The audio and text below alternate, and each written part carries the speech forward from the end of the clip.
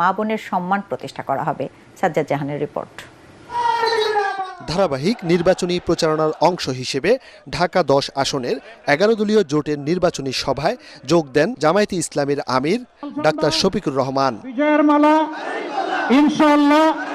ইনশাআল্লাহ বিজয় ঘরে নিয়ে ফিরবেন। এ সময় দাঁড়িপাল্লায় ভোট চেয়ে জামায়াতের আমির বলেন, দীর্ঘ ১৭ বছরের অত্যাচার নিপীড়ন থেকে এখন মুক্তির সময় এসেছে। আলিম উলামাকে খুন করা হয়েছে এবং হাজার হাজার মামলা দিয়ে, লক্ষ লক্ষ মামলা দিয়ে কোটি মানুষকে তারা নির্যাতন করেছে।